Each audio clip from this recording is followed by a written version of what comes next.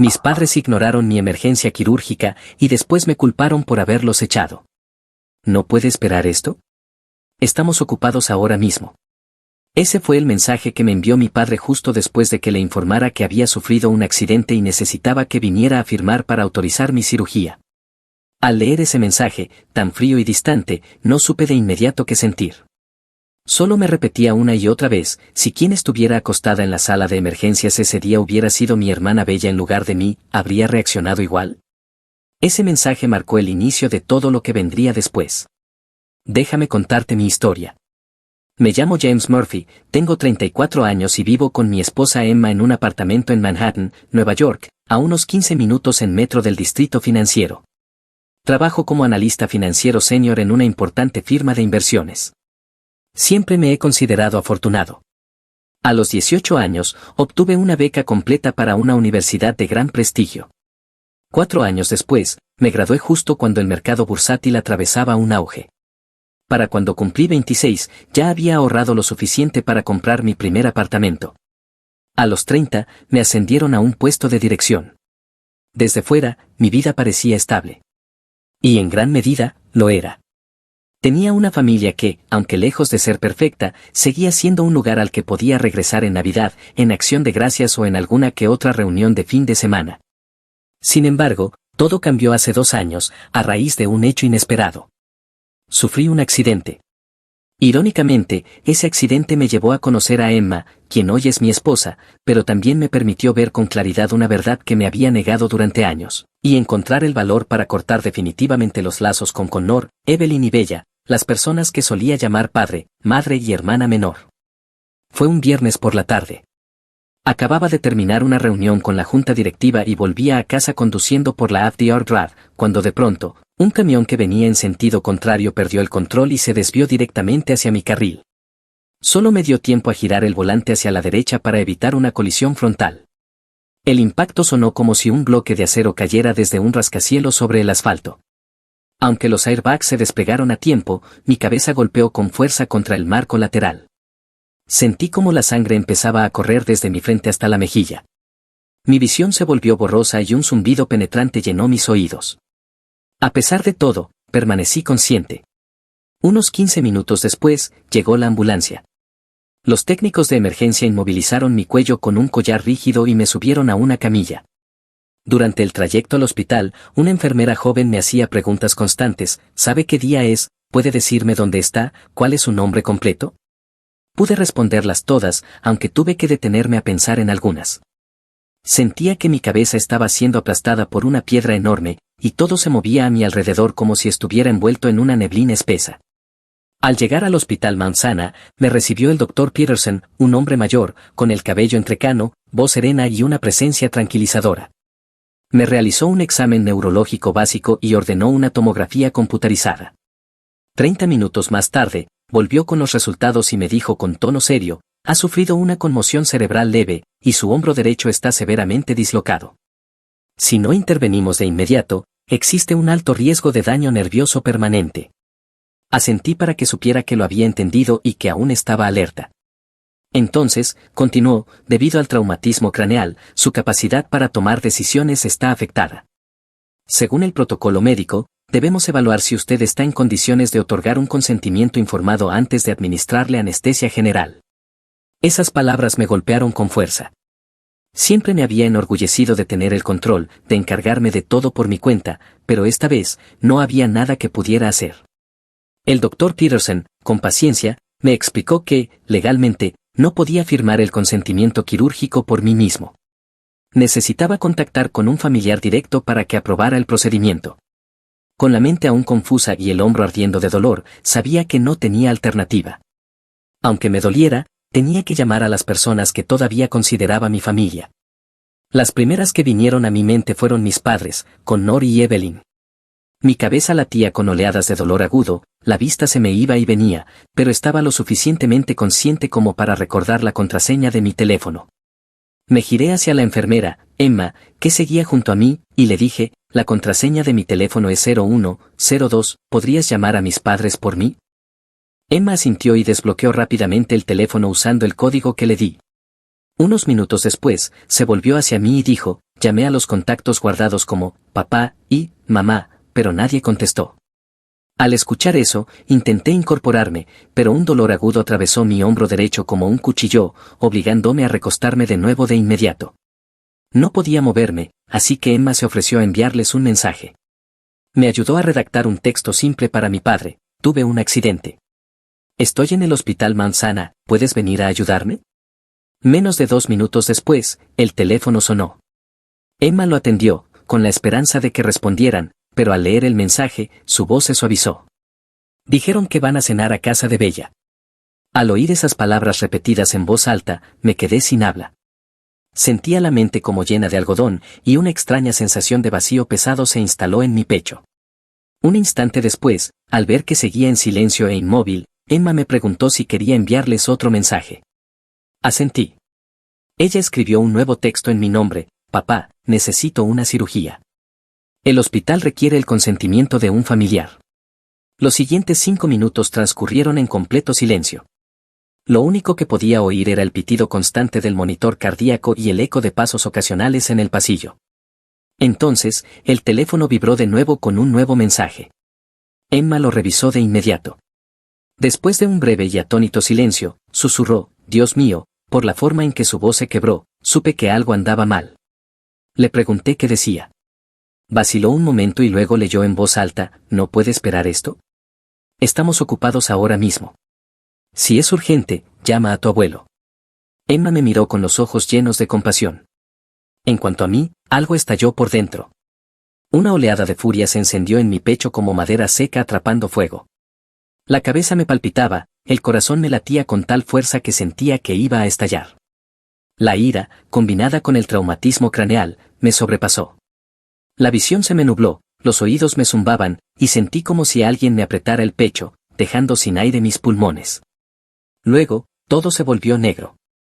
No recuerdo qué pasó después. Solo sé que, cuando volví a abrir los ojos, lo primero que escuché fue una voz familiar llamándome: James, ¿puedes oírme? Y esa voz pertenecía a mi abuelo Warren. Después de que él llegara y firmara el formulario de consentimiento por mí, fui llevado rápidamente al quirófano. La operación salió bien. Al despertar en la sala de recuperación, lo primero que vi fue a mi abuelo. Había estado allí todo el tiempo, sentado a mi lado con una taza de café en la mano que ya se había enfriado por completo. Al ver que abría los ojos, sonrió y dijo: todo está bien ahora, James. El doctor dijo que te estás recuperando bien. Al escuchar esas palabras, le hice un gesto débil con la cabeza y le di las gracias. Mi hombro estaba cuidadosamente vendado, y el dolor de cabeza había disminuido gracias a los analgésicos.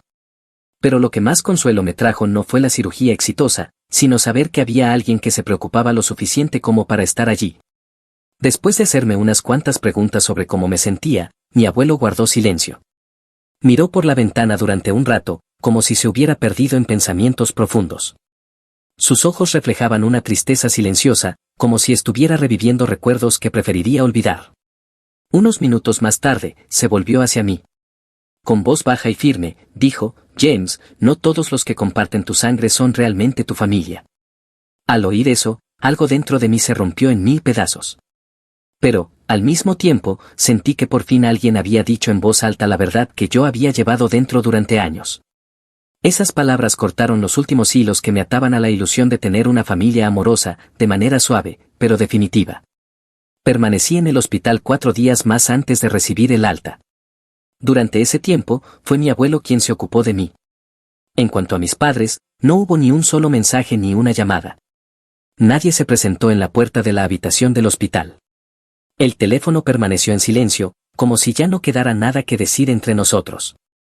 Emma era la enfermera asignada a mi habitación durante el turno diurno. Al principio, solo presté atención a ella porque fue quien me ayudó a contactar a mi familia cuando fui ingresado. Pero, con el tiempo, me di cuenta de que Emma hacía mucho más que cumplir con su trabajo. Cada vez que venía a revisarme, se quedaba unos minutos extra para preguntarme cómo me sentía. No eran las preguntas clínicas de rutina, sino cosas como ¿cómo te sientes hoy? ¿O hay algo más que necesites?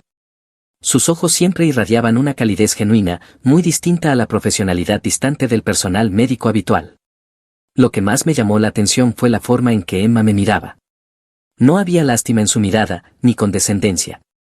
Era la mirada de alguien que realmente se preocupaba, de alguien que entendía que el dolor no solo venía de las heridas físicas, sino también del silencio y la indiferencia de la familia. Al ver lo agotado que estaba mi abuelo, aún sentado a mi lado cada hora del día, Emma se ofreció a ayudar. Emma solía pasar incluso después de terminar sus turnos, trayendo bocadillos para mi abuelo o simplemente sentándose con él para hacerle compañía. Le decía con ternura, no se preocupe, yo cuidaré de James un rato, ¿por qué no baja a la cafetería y descansa un poco? Y cada vez que decía eso, algo dentro de mí se ablandaba. La tarde del tercer día, mientras yacía en la cama del hospital, abrí el mensaje que mi padre me había enviado y le pasé el teléfono a mi abuelo. Él lo leyó y simplemente negó con la cabeza. No dijo nada, pero en sus ojos vi una decepción profunda y silenciosa. Unos minutos después, habló con voz baja, llamé a tus padres. Incluso llamé a Bella. Pensé que tal vez no se daban cuenta de lo grave que era esto. Cuando dijo eso, sentí una mezcla de sorpresa y desilusión. Él había intentado contactarlos, y aún así, nunca vinieron. Tras una pausa, añadió en un susurro, pero después de que les expliqué todo, solo dijeron, tiene médicos, y colgaron. Nadie preguntó cuánto dolor tenías. Nadie preguntó en qué habitación estabas. Al escuchar eso, no pude responder. Solo asentí levemente, con un nudo en la garganta. Y entonces, quizás para levantarme el ánimo, tal vez para darme un pequeño empujón hacia adelante, me entregó un pequeño papel con un número de teléfono escrito. Con una chispa traviesa en los ojos, dijo, este es el número de Emma. Me costó un poco conseguirlo. Le debes una cena. Lo miré sorprendido, pero algo cálido se encendió dentro de mí. Tal vez él ya había visto lo que yo aún no me atrevía a admitir. Y en aquel momento, no tenía idea de que ella algún día se convertiría en mi esposa. Esa noche, mientras mi abuelo dormía profundamente, yo permanecí despierto, perdido en viejos recuerdos. Mis padres nos trataban a Bella y a mí por igual, a pesar de que ella era 2 años menor. Cumpleaños, regalos de Navidad, incluso juguetes, todo era justo. Nadie recibía más que el otro. Mi madre solía decir, eres el hermano mayor, pero sigues siendo mi hijo, igual que tu hermana. Pero todo cambió cuando cumplí 8 años y Bella acababa de cumplir 6. De repente, tuvo fiebre alta y fue llevada de urgencia al hospital. Tras una serie de pruebas, los médicos le diagnosticaron meningitis. Sentí que el mundo se derrumbaba. Recuerdo con claridad cómo el ambiente en nuestra casa cambió por completo. Mi madre se negó a salir del hospital, incluso dormía en una silla junto a la cama de Bella durante 2 semanas seguidas.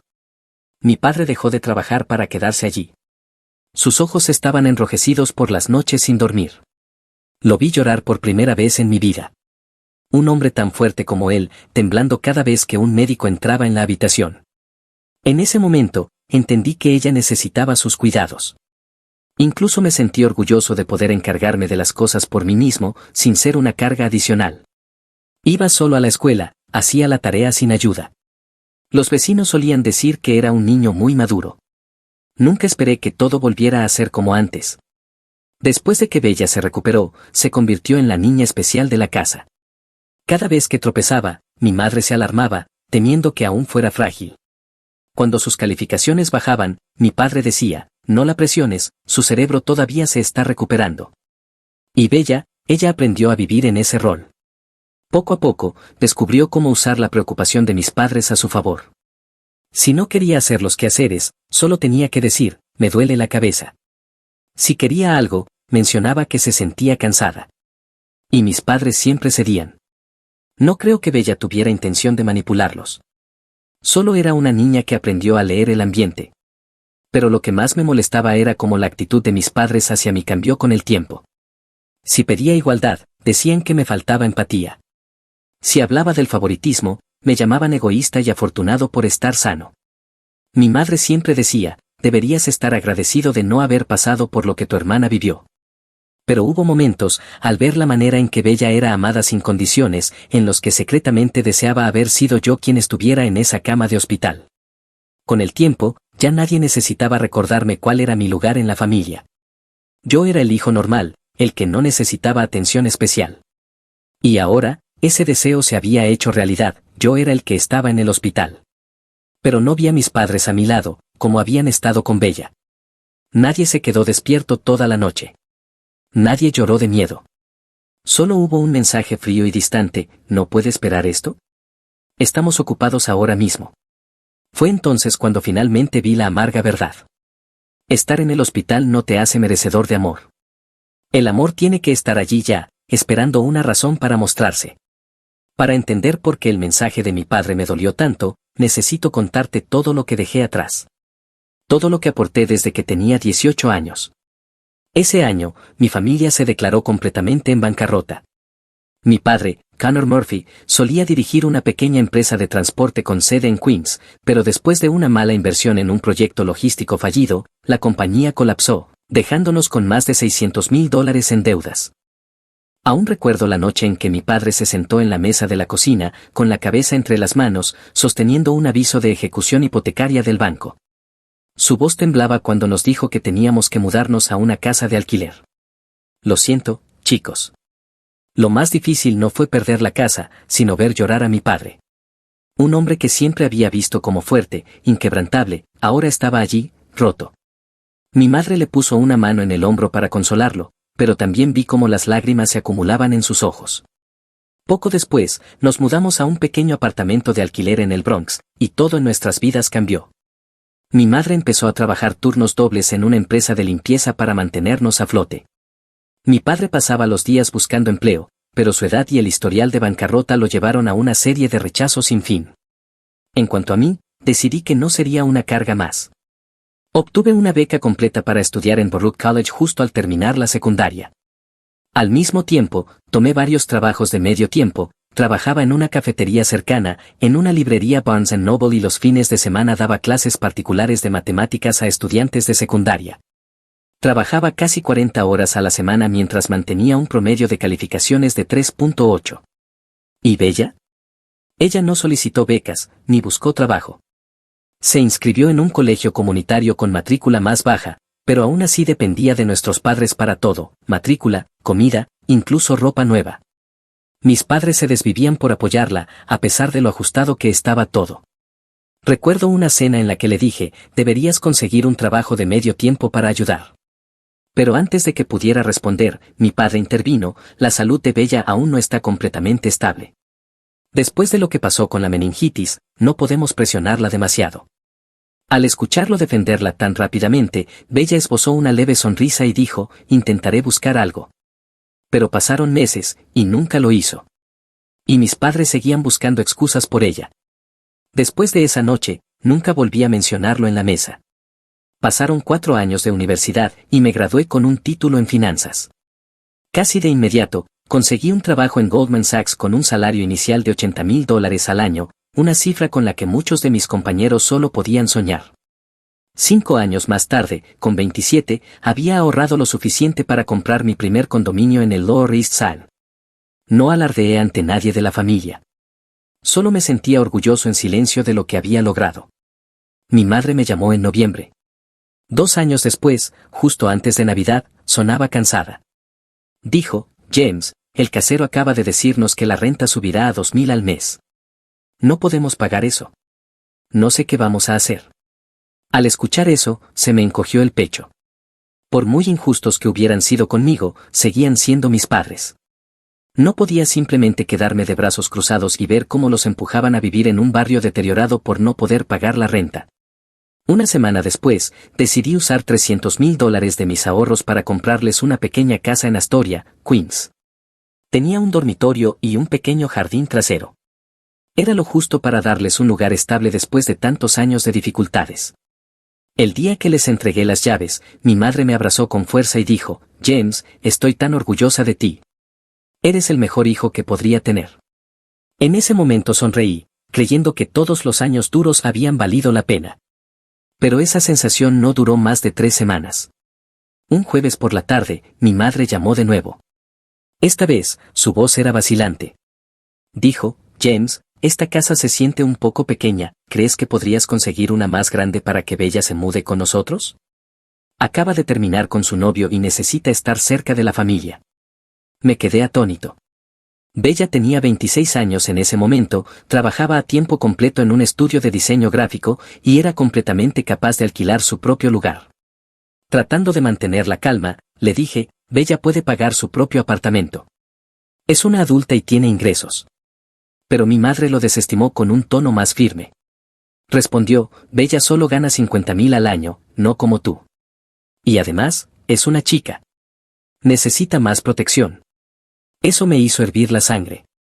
Le dije directamente, compré esa casa para ti y para papá, no para que se convierta en un refugio para Bella. Si no están contentos, pueden buscar otra solución. Hubo unos segundos de silencio.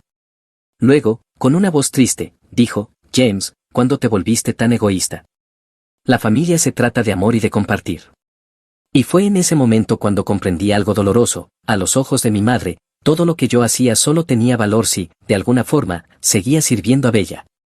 Los dejé vivir en esa casa durante 2 años más, hasta el día en que estaba acostado en una cama de hospital y recibí ese mensaje, ¿no puede esperar esto? Estamos ocupados ahora mismo. Finalmente entendí que era hora de recuperar lo que me pertenecía. Volviendo a mi historia. 2 semanas después de haber sido dado de alta del hospital, entré a la oficina de Raymond Harrison, uno de los abogados más respetados de Manhattan. Tenía poco más de 40 años, cabello entrecano y unos ojos agudos detrás de unas gafas sin montura. Después de escuchar todo lo que había vivido. Después de escuchar mi solicitud, el señor Harrison me miró y preguntó con un tono medido y profesional, Señor Murphy, ¿está seguro de esta decisión? Es un paso importante y firme que va en contra de su propia familia. En ese momento, giré la cabeza hacia la ventana. Abajo, en la avenida Madison, la gente se movía rápidamente en medio de sus vidas ocupadas. Dentro de mí, se extendió una sensación de vacío, como si estuviera parado fuera de la vida misma, observando fragmentos de felicidad de los que nunca había sido parte. Después de unos segundos, volví a mirar al señor Harrison y dije, ya lo he decidido. Por favor, proceda con los trámites. 3 días después, se entregó un aviso legal en la casa de Astoria, Queens, donde vivían mis padres. Le había pedido al señor Harrison que redactara una carta formal informándoles que debían desocupar la propiedad en un plazo de 30 días. El motivo se indicaba con claridad, el propietario tenía la intención de recuperar el inmueble para uso personal. Tan pronto como recibieron la carta, mis padres comenzaron a llamar sin parar. El teléfono sonaba desde la mañana hasta la noche, pero no contesté. Enviaron mensajes de texto, los eliminé sin leerlos. Incluso aparecieron en el edificio de mi oficina en Wall Street, pero ya había informado a seguridad que no permitieran visitas personales en mi planta. Ese mismo día, me llamó mi abuelo. Su voz sonaba preocupada. James, sé que estás enojado, pero, ¿hay alguna posibilidad de que reconsideres? Siguen siendo tus padres. Le respondí con calma, abuelo, ¿recuerdas lo que me dijiste cuando estaba en el hospital?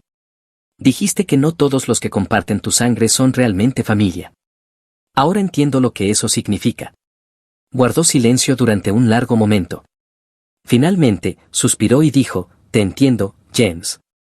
Me preocupo por ti. Le agradecí por llamar y colgué, sabiendo que ya había pasado el punto sin retorno. Después de salir del hospital, llamé a Emma usando el número que mi abuelo había conseguido con tanto esfuerzo. Por primera vez, me sentí nervioso al invitar a una mujer a cenar. No era por falta de experiencia, sino porque Emma era diferente a cualquier persona que hubiera conocido. Nuestra primera cita fue en un pequeño restaurante en Greenwich Village.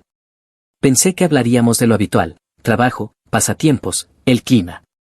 Pero Emma no estaba interesada en conversaciones superficiales. Quería saber cosas más profundas. Me preguntó por mi familia, cómo me sentí estando en el hospital y qué pasaba por mi mente en aquel entonces, cosas que nunca antes había dicho en voz alta a nadie.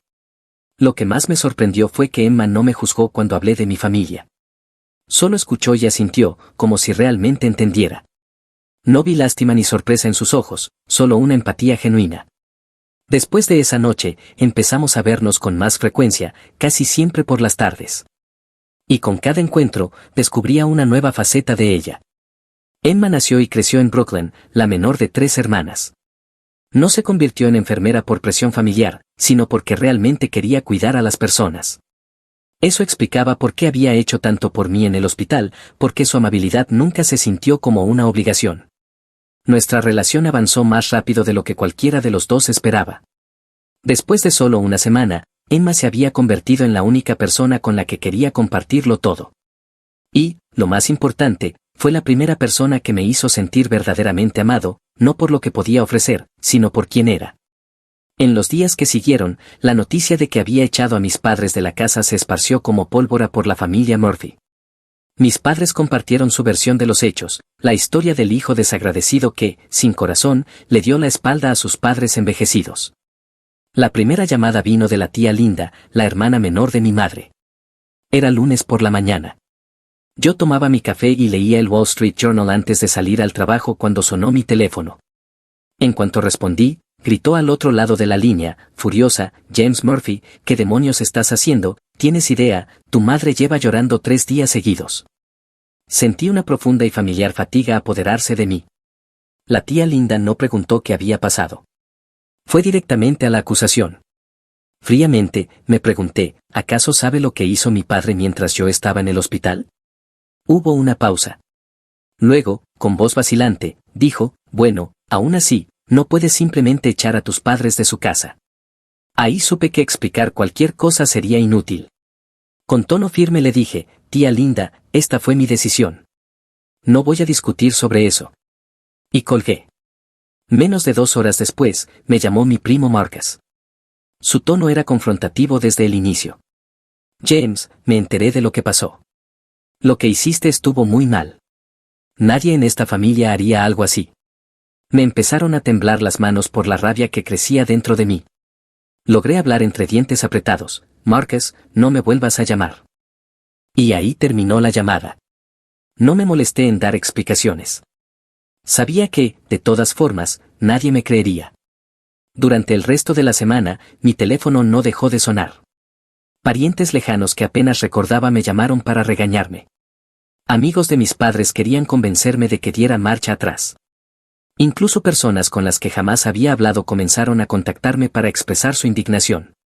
Pero entre todas esas llamadas, los gritos, la culpa impuesta y los sermones, hubo algo que nunca cambió: me mantuve firme en mi decisión. Y entonces, aproximadamente 10 días después de enviar el aviso para que mis padres desocuparan la casa, llegó la verdadera tormenta. Lo recuerdo claramente.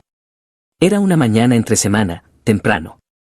Estaba en mi oficina, preparando una reunión con un cliente, cuando Rachel, mi asistente, tocó la puerta con una expresión preocupada en el rostro. Dijo: señor Murphy, ¿le importaría revisar Facebook un momento? Hay una publicación circulando y es sobre usted. Tomé mi teléfono y abrí el enlace que Rachel me había enviado. Lo que vi hizo que mi corazón se detuviera por un instante. Mi hermana, Bella, había publicado en un grupo de Facebook llamado Family Drama.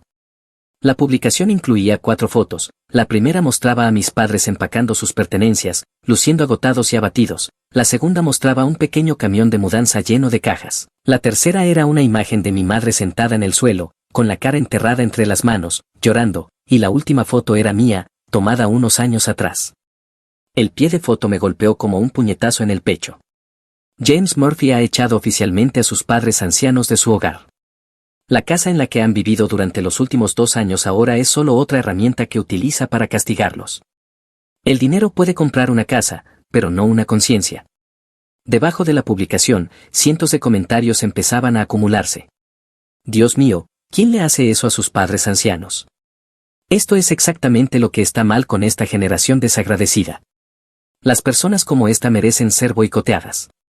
El mundo a mi alrededor giraba mientras leía aquella avalancha de indignación. Rachel me miró preocupada: ¿se encuentra bien, señor Murphy? Unos segundos después, me recompuse y dije: cancele todas mis reuniones de hoy. Necesito tiempo para ocuparme de esto. La publicación de Bella fue compartida más de 5,000 veces en solo unas horas. Recibí cientos de mensajes por Messenger de desconocidos, la mayoría llenos de insultos y odio. Y, tal como temía, a la mañana siguiente el director general de mi división, el señor Patterson, me llamó a su oficina. Era un hombre de unos 55 años que siempre me había respetado. Cuando entré, su expresión era seria. Fue directo al punto: James, estoy al tanto de lo que está ocurriendo con tu familia. Normalmente, la empresa no se involucra en asuntos personales. Mi corazón empezó a acelerarse. Sabía lo que venía. Luego, con tono de pesar, continuó: pero esto ha comenzado a afectar la reputación de la firma. Hemos recibido cientos de llamadas de clientes preguntando por ti. Algunos incluso han dicho que no quieren trabajar con una empresa que emplea a alguien tan cruel. Sentí como si alguien me hubiera abofeteado. Con voz temblorosa pregunté, ¿está usted despidiéndome? El señor Patterson suspiró y dijo, no, James. Eres un empleado valioso. Pero necesito que tomes una licencia remunerada hasta que las cosas se calmen. Espero que lo entiendas. Detrás de su tono diplomático, supe lo que realmente quería decir. Mi carrera acababa de sufrir un golpe serio. Manteniendo la voz firme, respondí, lo entiendo, señor Patterson. Tomaré la licencia. Luego salí de su oficina. Más tarde, ese mismo día, cuando abrí el correo electrónico formal del Departamento de Recursos Humanos confirmando mi licencia, me sentí como un completo fracaso. Aquella tarde, después de salir de la oficina, me encontré nuevamente sentado frente al abogado Raymond Harrison. Esta vez, había una carpeta gruesa sobre la mesa. Dentro había copias impresas de la publicación de Bella, los comentarios llenos de odio que la acompañaban y, lo más importante, el correo electrónico de mi empresa colocándome en licencia. Después de revisar todo, el señor Harrison habló con su tono profesional habitual. Señor Murphy, con base en las pruebas que ha presentado, tenemos un caso legal sólido para presentar una demanda por difamación contra Bella Murphy por calumnias y daños a su reputación e integridad financiera. Sentí un momento de duda. Después de todo, Bella seguía siendo mi hermana. Pero luego pensé en la oleada de comentarios crueles en ese grupo de Family Drama, en el golpe a mi imagen profesional, en los clientes perdidos, la vergüenza, el silencio de quienes se suponía que debían apoyarme. Unos segundos más tarde, con resolución en la voz, dije, señor Harrison, avancemos. Presente la demanda. Ese mismo día, al salir de la oficina de Harrison, lancé mi segunda fase de respuesta. Publiqué mi primera prueba, una captura de pantalla del mensaje de texto que me había enviado mi padre exactamente un mes antes. El mensaje lo escribió mientras yo estaba acostado en una cama de hospital, esperando que él apareciera para firmar el formulario de consentimiento quirúrgico. El mensaje era simple. ¿No puede esperar esto? Estamos ocupados ahora mismo. No escribí ninguna explicación. No agregué pie de foto. Simplemente publiqué la captura directamente debajo de la publicación original de Bella. Luego la compartí en mi propio perfil. También volví a publicar la captura en el grupo Family Drama, por si acaso Bella decidía eliminar su publicación original. Casi de inmediato, la opinión pública se dividió. Algunas personas comenzaron a defenderme, escribiendo cosas como, si así es como lo trataron sus padres cuando estaba en el hospital, ¿cómo pueden culparlo? Otros, especialmente después de que Bella afirmara que el mensaje de texto era falso, siguieron atacándome, llamándome desagradecido, mentiroso y acusándome de intentar limpiar mi imagen. Pero ya no me importaban sus opiniones. 2 días después, una vez que la demanda fue presentada formalmente ante el tribunal, solicité una copia certificada al señor Harrison. Luego la publiqué como seguimiento debajo de mi publicación original, clara y directa, una declaración de que no pensaba dar un paso atrás.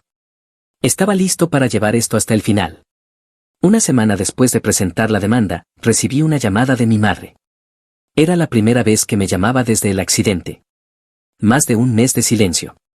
Para entonces, ya se había mudado de la casa que había comprado para ellos en Astoria. En cuanto contesté, escuché su voz temblorosa, James, ¿podemos hablar? Sentí una punzada en el pecho. Su voz sonaba más vieja, más frágil de lo que recordaba. Con tono frío, respondí, ¿qué quieres decirme? Casi suplicando, dijo, James, sé que cometí errores, pero, puedes retirar la demanda contra Bella. Cuando esas palabras salieron de su boca, sentí como la furia me recorría el cuerpo como yesca seca al encenderse. La sangre me latía en las sienes y el corazón se me aceleró. Con voz firme y dura, pregunté, ¿alguna vez te detuviste a pensar en lo que podría pasar con mi vida por lo que ella hizo? Guardó silencio. La línea quedó en completo mutismo, como si el aire se hubiera congelado. Luego, conteniendo las lágrimas, dijo, sigue siendo tu hermana, James. La familia no debería llevarse a los tribunales. Fue como si alguien me clavara un cuchillo en el pecho. Después de todo lo que había pasado, aún solo le importaba Bella. Con la garganta cerrada y la voz afilada, respondí, no voy a retirar la demanda. Mi familia murió hace un mes, y ahora todos tienen que enfrentar las consecuencias. Y por primera vez, colgué a mi madre. No sentí remordimiento. Ni por un segundo.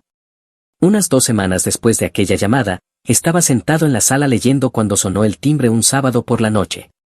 Eran cerca de las 8. No era una hora habitual para recibir visitas. Cuando abrí la puerta, me congelé. Frente a mí estaban Bella, mi madre y mi padre.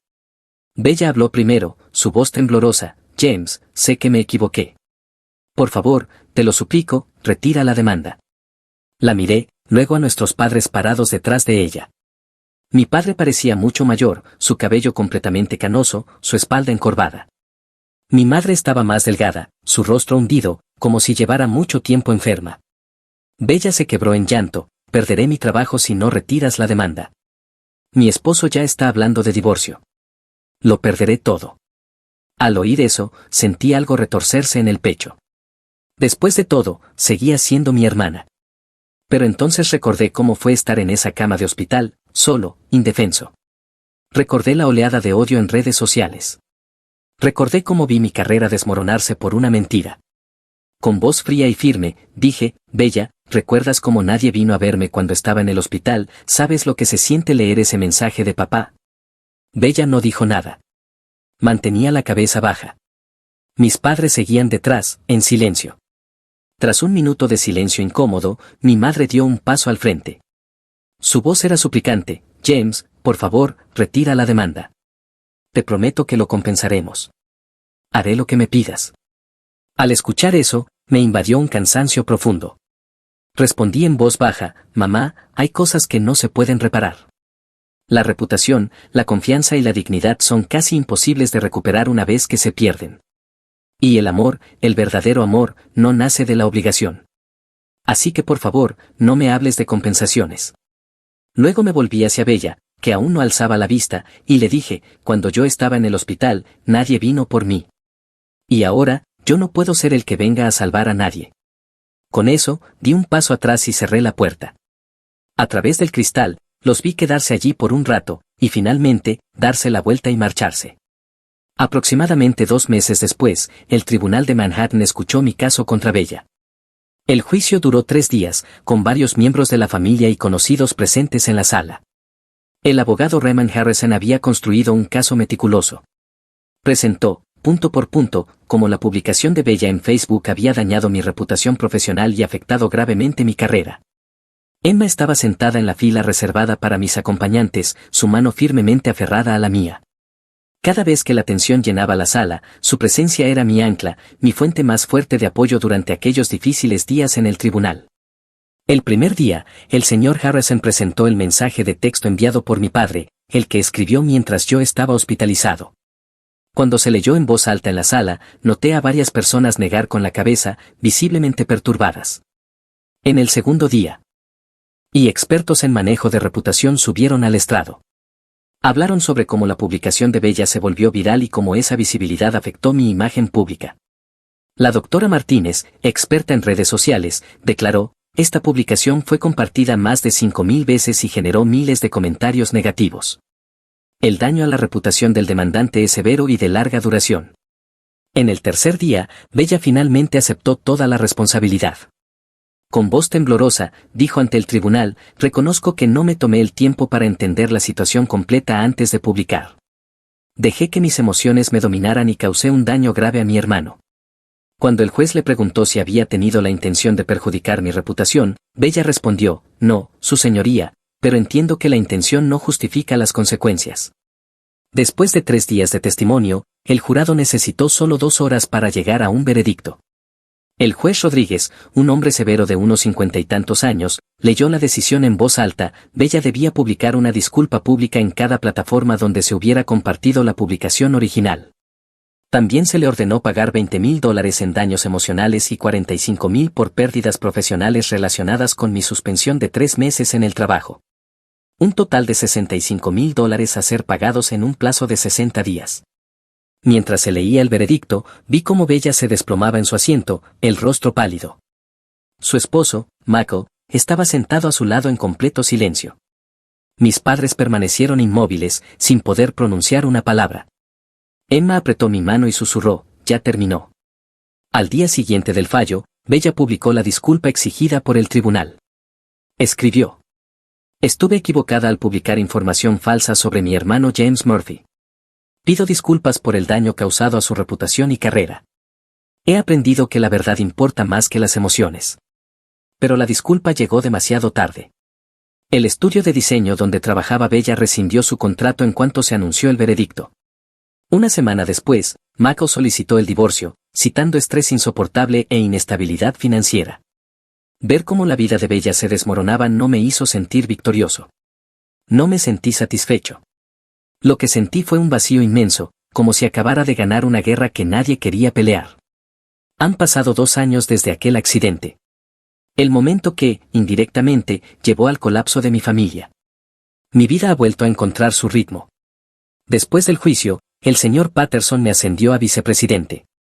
Me dijo, James, la forma en que manejaste esa crisis demuestra la compostura de un verdadero líder. No tengo idea de dónde viven ahora mis padres o Bella. Mi vida está reservada solo para las personas que realmente importan. Mi abuelo Warren sigue siendo la persona con la que más hablo. Los fines de semana, Emma y yo solemos visitarlo en Brooklyn. Siempre se alegra de vernos, especialmente después de enterarse de que Emma está embarazada de nuestra primera hija. Emma y yo nos casamos hace 8 meses en una ceremonia pequeña e íntima. Solo estuvo su familia y mi abuelo. Mis padres y Bella no fueron invitados. Pero no sentí que faltara nada. Fue el día más feliz de mi vida. Emma está ahora de 6 meses. Cada noche, descanso mi mano sobre su vientre y siento las pequeñas pataditas de nuestra bebé. Ya sabemos su nombre, Grace. La casa en Astoria, donde antes vivían mis padres, la tengo actualmente alquilada por $2,000 al mes. Cada centavo de ese dinero va a un fondo para la futura educación de Grace. No comparto esta historia para quejarme. Y no estoy pidiendo tu compasión. La cuento porque sé que hay personas como yo, que han pasado años creyendo que si simplemente se esforzaban lo suficiente, si eran lo bastante buenos, si daban lo suficiente, su familia los amaría de vuelta. Que eventualmente verían su valor. Pero la verdad es que no toda familia merece tu sacrificio. Si estás escuchando esto y sientes que eres la única persona que quedó atrás, por favor créeme, no estás solo. Y no estás equivocado por decidir alejarte. Antes de terminar esta historia, quiero hacerte una pregunta. A ti, que te quedaste conmigo a través de cada palabra, cada recuerdo, cada momento. ¿Estuve equivocado al pedirle a mis padres que dejaran la casa que compré con mis propias manos? ¿Estuve equivocado al llevar a mi hermana a los tribunales para defender la verdad y mi nombre? Comparte tu opinión en los comentarios. Me encantaría escuchar tu historia, especialmente si tú también has tenido que poner límites dolorosos con tu familia. Si alguna parte de esto resonó contigo, no olvides suscribirte al canal. Seguiré compartiendo historias sobre la familia y sobre trazar límites, no para alejar a los demás, sino para protegerte a ti mismo. Gracias por escuchar, de verdad. Y si estás en medio de una tormenta en este momento, solo recuerda. No estás solo. Te deseo paz hoy y cada día. Historia 2. Durante una cena familiar en casa de mis padres, mi hija Emma, de 22 años, se inclinó hacia mí y susurró con voz baja pero firme, «Tenemos que irnos ahora mismo». Su rostro estaba pálido. Una cena formal con mesa de madera pulida, un asado pasado de cocción, y conversaciones educadas, superficiales, unidas por una tensión tan densa que podría untarse sobre pan.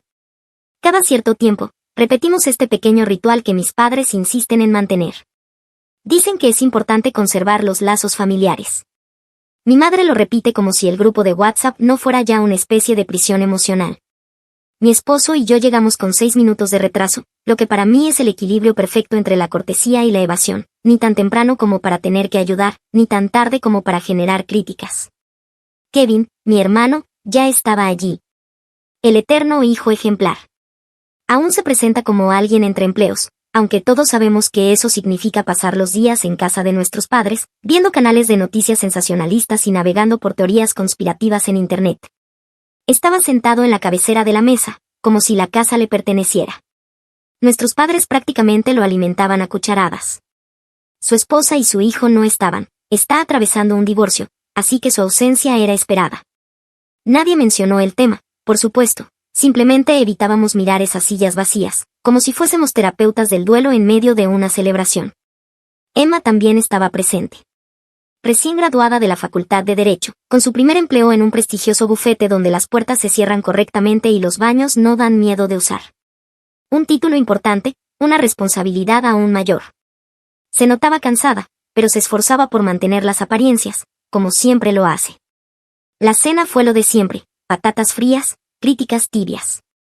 Mi madre le preguntó por el trabajo y le sugirió, con tono condescendiente, que considerara horarios más estables, como si estuviéramos atrapados en la década de 1950. Mi padre hizo lo habitual, citó un artículo de periódico que nadie había pedido y luego interrumpió cada intento de conversación. Kevin permanecía en silencio, soltando suspiros exagerados, como si su vida fuera una tragedia interminable. Yo no prestaba mucha atención. Hace tiempo que reservo mi escucha para cuando comienzan los comentarios verdaderamente venenosos. Todo ocurrió de forma repentina. Emma dejó caer su tenedor, que golpeó el suelo de baldosas, y se agachó para recogerlo. Solo fue un momento torpe, un movimiento rápido. Sin embargo, cuando volvió a incorporarse, ya no era la misma. Su rostro estaba blanco, no simplemente pálido, sino drenado de color, como si hubiera visto un fantasma. Sus manos temblaban ligeramente, lo suficiente para que me diera cuenta. No recogió el tenedor. En lugar de eso, tomó mi mano, como solía hacer cuando tenía 4 años y se despertaba asustada por una pesadilla. Se inclinó hacia mí y susurró con urgencia: «Tenemos que irnos ahora».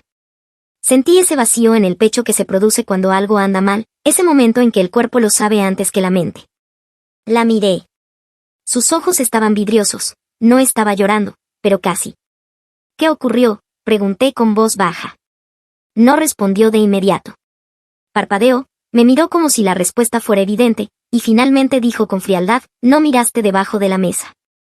Al principio pensé que hablaba en sentido figurado, como si se tratara de una metáfora que debía descifrar. La verdad está bajo la superficie, alguna lección de derecho camuflada. Pero no. Lo decía literalmente. Me incliné con cuidado para no golpearme las rodillas y miré bajo la mesa. Apenas escondido junto a una de las patas, había un pequeño papel doblado. Lo tomé. Emma lo arrebató de mis manos en cuanto salió de la sombra. Ahora temblaba aún más. Desplegó el papel, lo observó durante apenas 1 segundo y medio, y apretó la mandíbula con tanta fuerza que oí un chasquido. «Nos tenemos que ir», dijo. Asentí. Mi esposo no discutió, odia estar allí incluso más que yo. Inventamos una excusa, una migraña repentina, un compromiso temprano, algo vago y apremiante.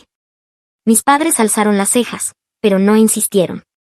Kevin ni siquiera levantó la vista. Estábamos fuera en menos de 5 minutos. Ya finalmente pregunté qué era. Emma no respondió al principio, miraba por la ventana como si esperara que el cristal se rompiera. Luego levantó el trozo de papel. Lo miré y lo leí en voz alta sin pensar: «Planta del río 573 signo de exclamación». Me quedé mirándolo, parecía un disparate, como algo sacado de un sueño que pierde el sentido en cuanto intentas explicarlo. Sentí como el estómago se me hacía un nudo. Emma parecía a punto de desmoronarse. Intenté mantener la voz serena. «¿Qué es, cariño? ¿Qué estoy viendo?» Ella no respondió, simplemente siguió mirando hacia adelante. Finalmente, en voz baja, dijo: «Es mi contraseña». Parpadeé. «¿Tú qué?» «Mi contraseña», repitió, sin sarcasmo, sin girar los ojos, solo temor, crudo y cortante. Sentí como el aire se espesaba dentro del coche, mi pulso golpeaba en el cuello. «¿La escribiste en algún lugar? ¿No se la dijiste a alguien?» No hubo una pausa. Su voz se quebró un poco. «Es la letra de la abuela». Volví a mirar el papel. Tenía razón. Era la letra de mi madre. Reconocería ese bucle desordenado y seguro de sí mismo en cualquier parte, el mismo con el que solía escribir las tarjetas de cumpleaños y las listas del supermercado, y ahora, al parecer, también la contraseña de mi hija. No dije nada. Mi esposo tampoco. Emma continuó: «Nunca la anoto. Solo la recuerdo. Debieron verme escribirla, o tal vez tenían una cámara. No lo sé». Sentí el pecho apretado. Mi mente buscaba espacio para otra explicación, cualquiera, que no terminara donde sabía que esto iba. «¿Por qué harían eso?», pregunté, con una voz más débil de lo que pretendía. «No lo sé», respondió con un tono quebrado, y luego, más tranquila pero más fría: «pero lo voy a averiguar». Al regresar a casa, fue directamente a su portátil. El de trabajo, no el personal. Lo encendió e inició sesión. Yo lo observaba desde el pasillo, intentando no respirar demasiado fuerte. Se movía rápido, enfocada, furiosa, aterrada. Luego hizo clic en algo y se quedó congelada. No le pregunté qué vio. Simplemente se quedó mirando la pantalla durante un largo rato. Finalmente dijo, esto es muy grave. Y luego, más suave, sé lo que hicieron. Después, silencio. Solo su llanto callado frente a la luz azulada del monitor. No volví a preguntar. Pero sentí como el suelo se desplazaba bajo nuestros pies, como si algo oscuro hubiese salido de debajo de la mesa y ahora se sentara a la cabecera de la familia. Me quedé en la cocina mientras Emma trabajaba en la mesa, su portátil brillando tenuemente como una luz de advertencia. No había dicho mucho desde entonces, solo que sabía lo que habían hecho y que era grave. Así que me senté allí, observándola, esperando, dándole vueltas a todo en mi cabeza, y la única respuesta que tenía era que esto no comenzó con la contraseña de Emma. Comenzó conmigo. No que lo hubiera comprendido entonces. Creciendo, todo parecía normal en su mayoría. O al menos yo lo creía. Fui hija única durante los 3 primeros años. Recibí toda la atención, los álbumes de fotos, los pijamas de Navidad. Mi madre decía que era una bebé seria, y yo le creía. Mi padre decía que hacía demasiadas preguntas. Eso también. Luego nació mi hermano. Kevin. Era un bebé ruidoso. Uno de esos que con la cara roja exige la atención de todos, el tipo de niño que es llevado en brazos a cada habitación como si estuviera actuando. Al principio no me importaba. Era un bebé. Los bebés necesitan cosas. Así funciona. Pero no se detuvo. Recuerdo que cuando él tenía 2 y yo 5, me tiró del cabello tan fuerte que me arrancó un mechón. Grité. Mi madre dijo, no sabe lo que hace. Es solo un niño pequeño. Cuando tenía 4 años rompió mi pizarra mágica. Lloré. Mi padre dijo, solo es un juguete. Cuando tenía 8, me golpeó en la cara con un camión de plástico. Me partió el labio. Todavía recuerdo el olor a sangre y plastilina. Mi padre me dijo, los niños no siempre saben cómo manejar su energía. Me preguntaron qué había hecho yo para molestarlo. Así que bien, no le devolví el golpe. Eso es lo que hacen los niños buenos, ¿verdad? Se mantienen tranquilos, dan el ejemplo. Pero una vez, solo una vez, reaccioné. Me perseguía por la sala con una cuchara de madera y me golpeó el brazo con suficiente fuerza como para dejarme una marca. Me giré y le di una palmada en el hombro. Fue un reflejo, no rabia. Me castigaron durante 2 semanas. Eres mayor, dijo mi madre. Debes saber comportarte. Él recibió pizza esa noche. A mí me mandaron a mi habitación. Esa fue la primera grieta en la historia. La segunda fue que nada cambió nunca. Kevin creció, pero las rabietas siguieron. Las explosiones, los portazos, la forma en que todo en la casa se inclinaba para proteger su estado de ánimo. Gritaba a los maestros, rompía cosas, se metía en peleas. Mis padres decían que los otros niños eran demasiado bruscos, que los profesores no comprendían a los varones, que la escuela estaba en su contra. Que él necesitaba espacio, paciencia, que todos debían orbitar a su alrededor. Y yo no. Yo hacía mis deberes, recogía la mesa, hablaba en voz baja, me mantenía al margen. Eventualmente. Dejé de esperar que me felicitaran por algo. Dejé de intentar que me vieran. Nunca me golpearon, me alimentaron, me llevaban a la escuela, me tomaron fotos el primer día de 3er grado, pero el centro de gravedad siempre fue él. Y aún así, después de todo eso, no vi venir esto. Kevin se casó cuando tenía poco más de 20 años, con Laura. Ella era inteligente, callada, cuidadosa. De esas mujeres que observan todo y solo dicen lo que es necesario. Me caía bien. Tuvieron un hijo, con ojos grandes y sonrisa tímida. Emma solía hacer de niñera cuando estaba en secundaria, le leía cuentos, lo dejaba ganar en el 1. Y por un tiempo, parecía que todo estaba bien. Hasta que un día, Laura desapareció. Sin escena, sin mensaje de voz, sin una nota en la mesa de la cocina. Se fue con el niño en medio de la noche, y no volvió. Pasaron varios días antes de que la verdad nos alcanzara: divorcio, custodia, orden de alejamiento. Ella dijo que él la había golpeado. Dijo que llevaba tiempo ocurriendo. Dijo que ahora tenía miedo. Aquí es donde se supone que debo decir que me quedé en shock, que no podía creerlo. Pero sí podía. No quería, pero sí podía. Laura nunca me pareció el tipo de mujer que se inventa cosas. Y yo conocía a Kevin antes de las excusas, Antes del encanto, antes de que alguien dijera, está pasando por mucho estrés. Las señales siempre estuvieron allí, solo que no hablábamos de ellas. No en esta familia. Mis padres la culparon de inmediato. La llamaron manipuladora. Dijeron que estaba lavándole el cerebro al niño, que estaba usando al sistema judicial en su contra. Mi hermano volvió a vivir con ellos un tiempo, durmiendo en su antigua habitación. Mamá le preparaba té, papá se sentaba con él en el porche hablando de cómo hoy en día las mujeres no saben apreciar a un buen hombre. No dejé de verlos por completo. Seguíamos yendo a las cenas familiares cada 2 sábados. Pero dejé de quedarme más tiempo del necesario. Emma, en cambio, seguía yendo. Porque eran amables con ella, demasiado amables. Y yo pensé que tal vez estaban intentando algo. Tal vez estaban compensando todo lo que no fueron conmigo. Le prepararon una pequeña oficina en el piso de arriba, le dijeron que podía trabajar allí cuando quisiera. Ella trabaja en modalidad híbrida, algunos días en la oficina, otros desde casa. Solo queremos verte más, le decían. Siempre estás trabajando, ¿por qué no lo haces aquí? Te alimentaremos, cuidaremos de ti. Y lo hacían, almuerzos, café, compras, gestos de amabilidad. La hacían sentir querida. La hacían sentir que importaba.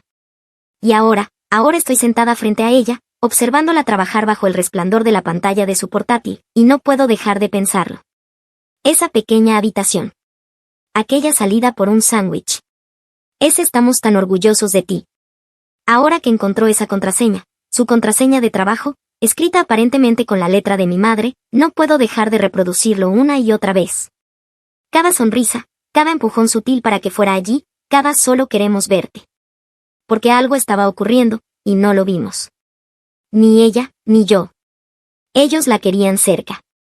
La mantenían regresando. Le hacían sentir que estaba a salvo. ¿Pero para qué? Esa era la parte que aún no sabía. Emma no me había dicho exactamente qué habían hecho, solo que era grave. Y conociendo a esta familia como la conozco, le creí. Porque sabía lo que se sentía cuando la trampa ya estaba tendida antes de que siquiera entraras. Emma seguía sentada en la mesa de la cocina, como si no se hubiera movido en horas. Su portátil estaba abierto frente a ella. La pantalla iluminaba su rostro con destellos duros e irregulares, como si alguien estuviera demasiado cerca del fuego. No nos dejaba acercarnos. Era de esperarse. Trabaja con expedientes confidenciales, abuso, custodia, casos que se susurran en los pasillos del juzgado. Es cuidadosa. Siempre lo ha sido. Y esta noche parecía estar sosteniendo algo radiactivo con las manos desnudas. Yo estaba junto al fregadero, enjuagando una taza que no necesitaba enjuague, con el corazón ya a medio camino fuera de casa. Entonces ella dijo, descargaron el archivo de Laura. Mi esposo levantó la vista desde su silla. ¿Laura quién?, preguntó, aunque ambos sabíamos a quién se refería, Laura Foster, la exesposa de Kevin. Su voz no vaciló. Alguien abrió su expediente desde mi cuenta. Descargó todo el archivo. Sentí como la sangre me abandonaba las manos. ¿Cuándo?, pregunté. Ayer, mientras estaba almorzando con los abuelos. No le pregunté si estaba segura. Solo esperé. Revisé los registros 3 veces. Tiempos, ID del archivo, mi cuenta de usuario, todo. Ella no giró la pantalla. No hacía falta. No sabía que ella era clienta, dijo. No estaba asignada a mí. Nunca había visto su nombre hasta esta noche. Si lo hubiera sabido, lo habría reportado. Me adelanté y me senté frente a ella. No para consolarla, sino para que supiera que estaba con ella. Ellos lo sabían, dijo. Sabían que ella era clienta. Por eso me seguían invitando. Por eso lo hacían tan fácil para que trabajara allí. Extendí la mano hacia la suya, pero ella la retiró, llevándola a su regazo como. Necesitaba ambas manos para sostener lo que llevaba. Emma, dije, tú no hiciste nada malo. Ella negó con la cabeza lentamente. No importa. Parece que sí lo hice. Mi inicio de sesión, mi portátil, y ahora todo está vinculado a un caso legal sellado en el que no debería haber estado ni cerca. Cerró el portátil como si pudiera romperse en cualquier momento. Si alguien lo ve, estoy acabada. No intenté solucionarlo. Solo me senté a su lado, en silencio, pero presente. Entonces sonó el teléfono. Era mi madre. Su voz era un desastre, mitad pánico, mitad actuación. Han arrestado a Kevin, soltó, así, sin advertencia, dejándolo caer en mi oído como una cerilla encendida. ¿Qué pasó?, pregunté. Laura llamó a la policía. Él solo quería ver a su hijo. Ella tergiversó todo. Fue a su casa, sí, está bajo una orden de no contacto, pero fue algo inofensivo, insistió. Llevó juguetes. Solo quería hablar. ¿Cómo consiguió su dirección?, pregunté. Hubo una pausa. La encontró. ¿Cómo?, repetí. No lo sé. Lo que importa es que ella llamó a la policía contra su propio esposo. Tragué saliva con fuerza. Emma había salido al pasillo. Necesitamos ayuda, añadió mi madre. La fianza son $2,000. Y no pediríamos nada, pero, es Kevin. Por supuesto que lo es. Déjame devolverte la llamada, dije, y colgué antes de que pudiera seguir. Emma se apoyó en el marco de la puerta. Lo usaron, dijo. La dirección del archivo. ¿Estás segura, nadie más tenía su dirección? No legalmente. Y al día siguiente, alguien accede a su archivo desde mi cuenta, y él aparece en su puerta. Vamos. No queremos hacerlo por teléfono, le dije. Emma asintió. Mentirán, dije, a menos que los tomemos por sorpresa. Así que fuimos a la mañana siguiente. Era domingo, antes de que tuvieran tiempo de prepararse. La misma casa, el mismo camino de entrada, el mismo felpudo ridículo que dice la familia lo es todo, pero no hoy.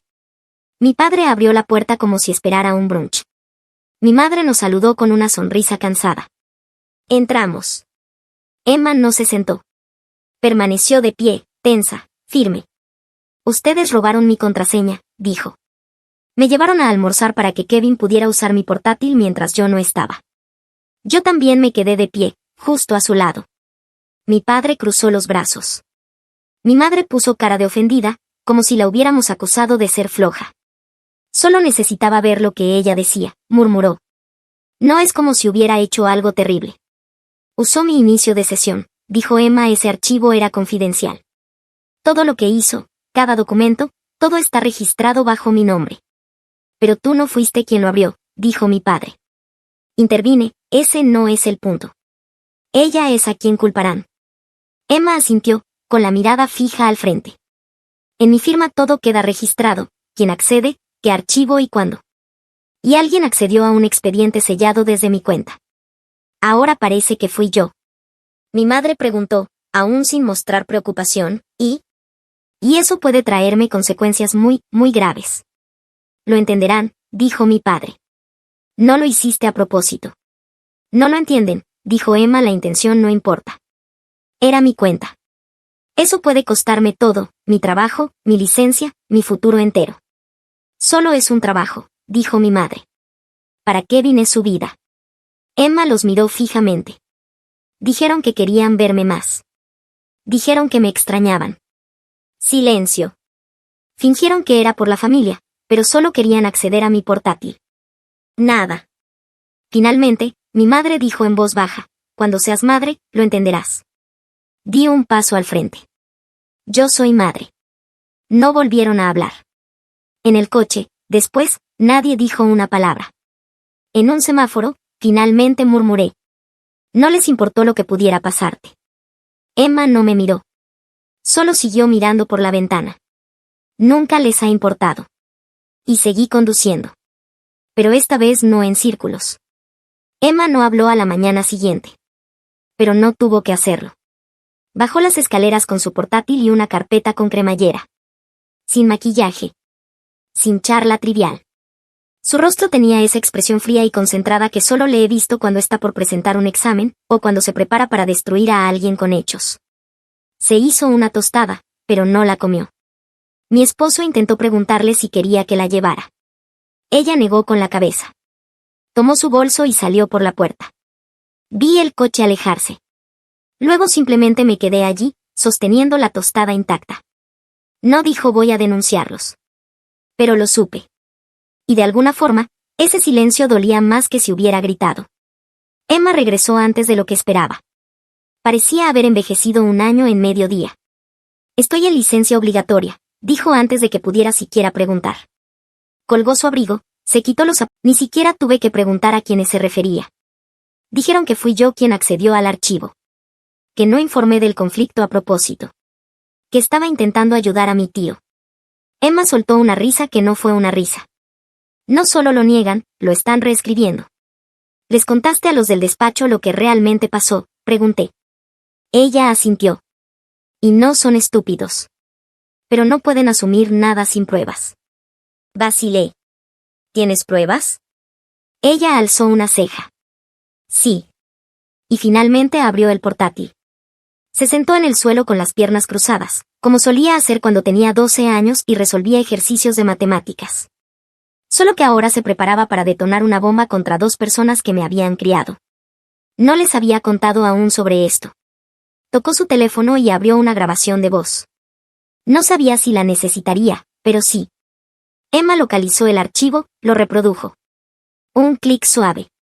Luego su voz, serena pero cortante. Robaron mi contraseña. Me sacaron a almorzar para que Kevin pudiera usar mi portátil. Un instante de silencio. Luego la voz de mi madre. Él solo necesitaba ver lo que ella decía. Mi padre, plano. Entonces tú no fuiste la que lo miró. Luego mi madre, más aguda. Es solo un trabajo. Para Kevin es su vida. Emma pausó. Eso debería bastar. Abrió un borrador de correo, adjuntó el archivo. No escribió nada en el cuerpo del mensaje, simplemente lo arrastró como si estuviera dejando una prueba en un juzgado. Pulsó enviar. Luego cerró el portátil y permaneció inmóvil por un largo rato. Kevin no se quedó en la cárcel. No esperábamos que lo hiciera. Lo liberaron bajo fianza al día siguiente. Justo a tiempo para el almuerzo. Volvió a casa, por supuesto, a casa de ellos. El héroe regresa. Imagino que le prepararon lasaña. Laura solicitó la custodia total de emergencia esa misma tarde. Emma me lo contó días después, en voz baja, como si no supiera si yo querría escucharlo. Me dijo que la firma había seguido con el caso. Verificaron todo lo que había dicho, los registros, la IP, la marca de tiempo. Era irrefutable. Seguía de baja, pero ya no se la veía perdida. Solo firme. Cansada, pero en pie. Se sentó a mi lado en el sofá esa noche, con los brazos cruzados, la mirada fija en ningún lugar en particular. Sigo pensando que no debía hacerlo, dijo. Denunciarlos. Asintió para sí misma. Siento que rompí a la familia en 2. No lo hiciste tú, respondí. Fueron ellos. Son mayores, dijo. No lo entendían. Tal vez debía haberlo dejado pasar. Me giré hacia ella. Tú no arruinaste nada. Tú no destruiste esta familia. Te defendiste. Hiciste lo único que nadie más se atrevió a hacer, decidiste no dejarte usar. Emma parpadeó rápido y desvió la mirada. Sigo preguntándome si fue lo correcto. Lo fue, le dije. Y debí haberlo hecho por ti hace mucho tiempo. Y por primera vez en años, sentí que realmente había hecho algo bien. Las consecuencias no tardaron. Kevin lo perdió todo en la corte. Laura recibió la custodia total y una orden de alejamiento permanente. Ni siquiera se le permitió visitas supervisadas. El juez marcó su expediente en el sistema, riesgo alto, restringido, 0 tolerancia. Si enviaba una simple postal, ya estaría violando la orden. Sigue viviendo en casa de mis padres. Se levanta tarde, culpa al sistema, amargado, ruidoso, sin rumbo. Ellos lo recuperaron. A los abuelos no les fue mucho mejor. Los abogados de Laura también solicitaron una orden de alejamiento contra ellos. Civil, pero permanente. Sin visitas. Sin custodia. Sin tarjetas de cumpleaños. Nada. Su implicación en la violación del archivo fue añadida al expediente judicial. Están marcados como terceros hostiles. Si intentaran pedir acceso legal otra vez, serían rechazados antes de que los papeles siquiera salieran de la impresora. La gente se enteró. No por chismes. Solo con una claridad silenciosa. Un primo que de repente dejó de venir a los almuerzos de los domingos. Una amiga que devolvió la tarjeta de Navidad sin abrir. El daño no fue escandaloso, pero quedó. La firma de Emma la reincorporó tras la revisión interna. Carta oficial. Expediente limpio. Apoyo completo. Ella no le contó a nadie fuera del trabajo. No quería celebrarlo. Solo retomó su empleo y siguió adelante. Pero la distancia está allí ahora. Entre ella y todos los que miraron hacia otro lado. Y no puedo culparla. No me han llamado desde entonces. Bloqueé sus números después de la audiencia. Escribí un mensaje corto antes de hacerlo. No vuelvan a contactar a Emma, perdieron ese derecho. Luego lo borré sin enviarlo. Ni siquiera merecían tanto. ¿Qué harías si fueras el autor? Gracias por unirte a Toe Hoy. Recuerda darle me gusta, suscribirte y activar la campana de notificaciones para no perderte nuestro próximo video. Hasta pronto. Toe, te lo agradece.